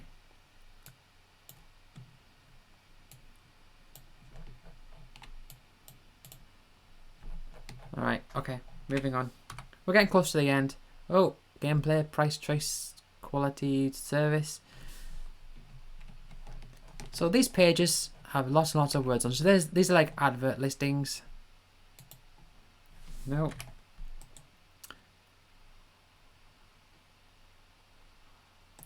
The world's most powerful consoles are Britain's lowest prices. All PlayStation comes with one Sony pad, a playable demo CD featuring 6 games. Tomb Raider, free poster with every order of PlayStation games. This is like all the games and all the prices and stuff. So this is like their own store. So you place an order and they continue the game. What do the games in bold mean? Because some of them are in bold. Is it these are games mentioned in this magazine? No, but they all are, aren't they? Because they had all those like 200 odd reviews. Ah, yes. RGB SCART cable. As opposed to composite. 30-party controllers. Coming soon. Oh. Coming soon, but out now. Out now. I was going to say. Oh, Tekken 3. Out now. Okay, next page. Frogger. So, alright. I mean, what could they do with Frogger? I mean, I think there was like a phase, wasn't there, throughout the PS1 days where it was just sort of like, oh, we're introducing this old game again, but it's in 3D. Why couldn't the frog jump in the water? If the protagonist had been a hedgehog, we could understand his aquaphobia. 1. Going off screen kills you. 2. 40 levels in 9 distinct areas. Add to the value for money. 3. Don't worry, there'll be another one along soon. Logs are like buses. So it is just... yeah, it is weird, isn't it? It's like it's one of those PS1 games where it's like, oh, you wouldn't particularly like be on the hunt for it, but it's like, oh, that's cute, I guess. I mean, look at the graphics there compared to the image there. In addition, your field of vision is actually smaller than the original. Yeah, because they'll want to zoom into the graphical detail probably. The level set in a dark dungeon takes this to an extreme as only the squares immediately surrounding you can be seen. So instead of puzzle solving, you get an often frustrating test of memory. To make matters worse, the game has also been made harder. Some of the obstacles are very difficult to avoid and require perfect timing. So they rate this lowly, I guess. 5. Alternatively to Frogger, there's Croc, Rayman, and Jumping Flash. Jumping Flash is 8, and Rayman 7. I mean, Jumping Flash. Like, I did have the demo. I played demo of Jumping Flash, and I think the appeal of Jumping Flash mostly is that it's like an introduction to 3D, I guess. And it's showing like, oh, you can jump really high. So, not just 3D graphics, but you know, it shows you like you can, if you jump high, it's like you've got the dimension of height, like literally like introducing you to the concept of 3D gaming, where you got the world you can move around in, but the fact that you can jump really high is like, look at this third dimension that's very, very high up. That's what I guess. That's the impression I get out of it. But Rayman, I would say, is probably better. I know people don't like that, but anyway, who is this character here? Computer Dart. Oh, this is another magazine advert. Devil's Deception. Oh, they didn't like this game, did they? 3, yeah. If you're free to explore the castle and unlock its secrets by setting up traps which opens up new areas for you to explore. Oh, what did I say if? I don't know why I said if. But what they were saying, okay. Graphics are painful, sound not very. Lifespan, minutes rather than hours. Gameplay, purgatory. Presentation, average. Originality, original as sin. Doesn't really mean anything. Alternatively, Pandemonium. An Oddworld. I mean, what does...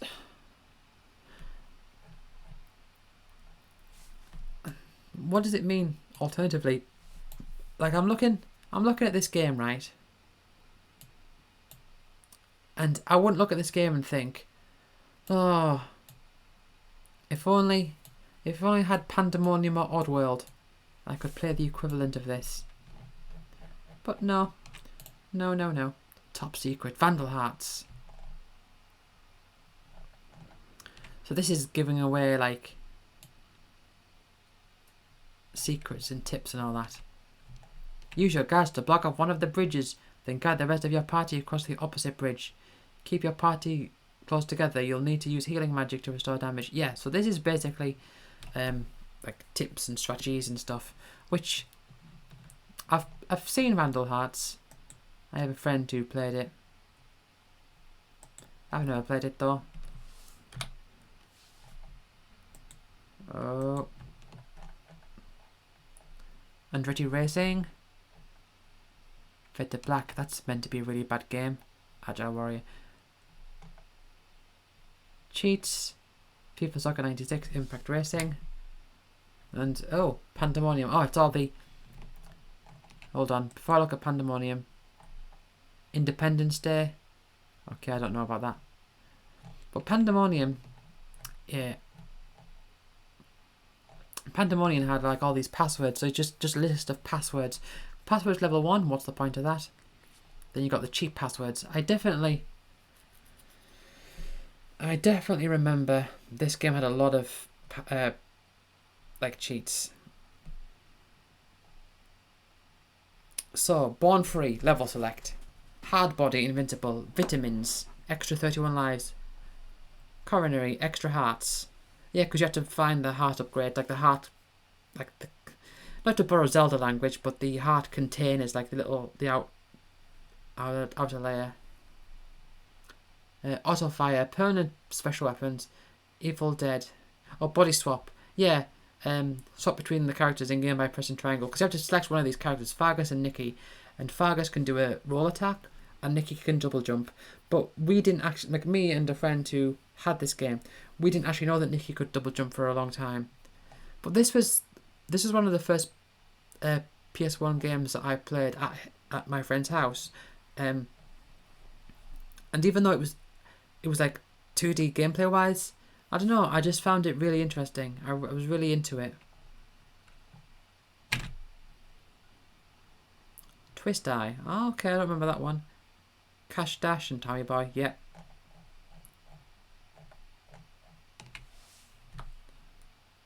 Oh, adverts. Oh, and they're talking about the demo here. So the demo disc that you get here with it. Parappa the Rapper. Croc. So we've already had like a review of Croc, but this is this particular to the demo? Oh, this demo covers the first level of the first world of Croc, but there are another 5 levels from this world, followed by another 3 worlds. By collecting all the gobbles, it's possible to access a special world, but don't expect to be able to do this without a lot of practice and patience. So this is basically saying like this is what's in the demo. Test drive 4. Okay. Ah, right. Hold on. This is lagging a bit. Ibs Odyssey.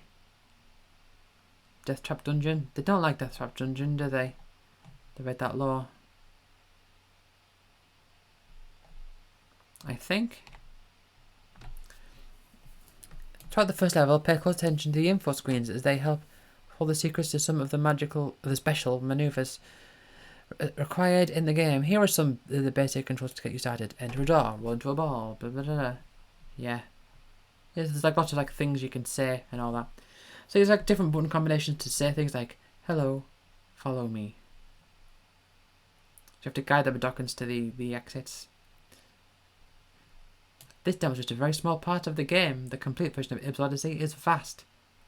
From Rupture Farms, you move on the cliffs of Oddworld before stumbling into the land of big heads and even stranger places. Right, next month now. Tomb Raider 2, Crash Bandicoot 2. Yep, Pandemonium 2.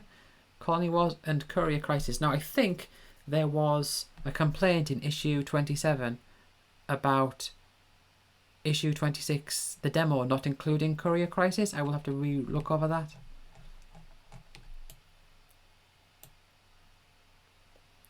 Let's face it, the demo of Tomb Raider 2 is is all you're really interested in, but if you take off those blinkers, you'll find at least 4 other playable titles that are well worth checking out, including sequels to the 2 of PSM's cover stars of last year. Do not miss it.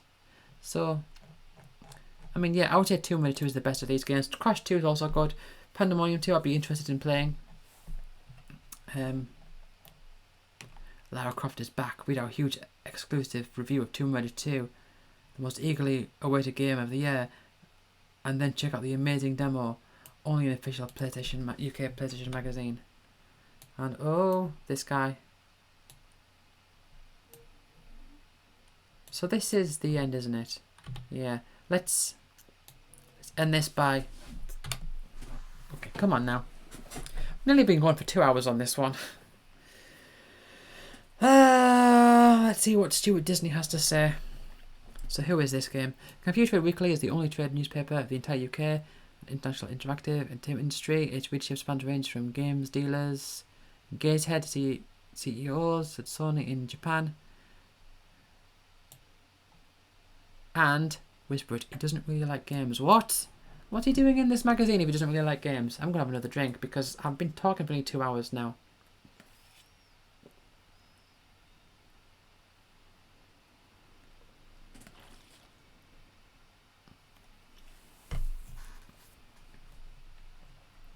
Is this guy a true traitor to games? Right.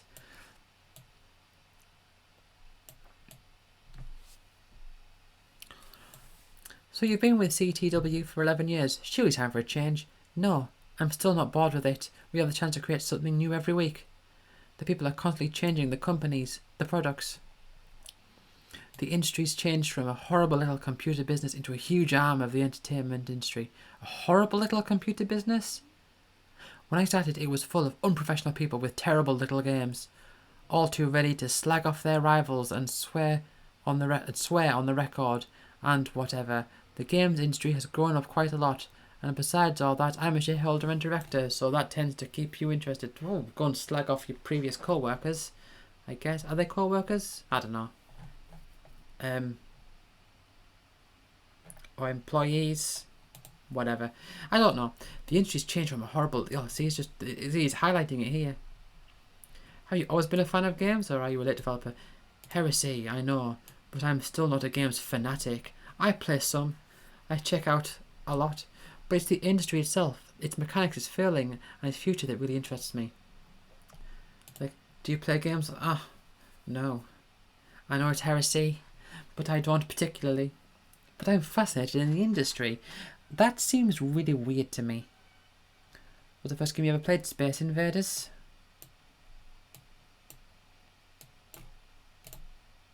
This thing, it doesn't...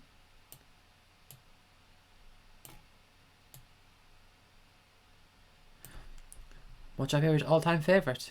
What's your all-time favourite? Championship Manager 2 on PC, Actua Soccer on PlayStation, Sensible Soccer on Amiga. Yeah, so football games then. So, with your finger on the pulse of the industry, what do you think will be Christmas #1 this year? Tomb Raider 2. Yeah. Tomb Raider 2. Woohoo! What's in your PlayStation games collection at the moment? Too much. Too much? I thought you didn't really like games that much. I just hope Sony and the publishers know what they're doing. A deluge of software for a format can be just as damaging as a death. How do you see things changing in the PlayStation industry over the next 12 months? Rental could become very important, especially as Sony is getting fully behind it. Weak titles may increasingly become rental only, which has to be a good thing. Platinum will grow in importance, possibly, even dropping in price by a $5. Games being rental only? I don't recall that ever being the case. I don't see what would be so good about that. When do you think PlayStation 2 will start to emerge? I mean, I suppose if people are purposely making like short, quick games, then yeah, I suppose. Right, the games media will start to build up once Christmas is over. Maybe something will be shown in Japan before the end of 98. Right now, I can't see anything arriving in the UK and Europe until September of 99.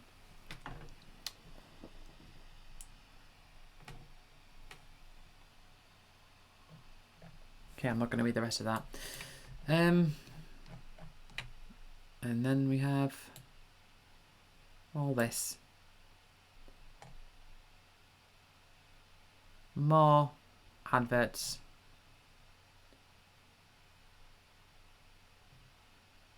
What? What? Nintendo 64? You're selling this in a PlayStation magazine?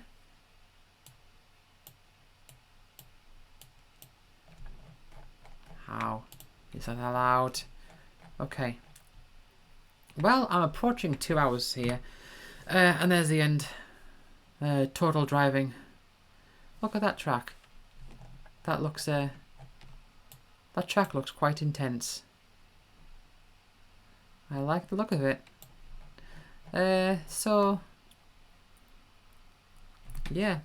This has been a big one. I don't know why. It's not particularly longer than the other ones, but I was thinking of maybe doing another one of these today, but I don't know if I can be bothered. I might wait till tomorrow. See how I feel. Anyway, thank you for watching, and I will see you all next time. Bye.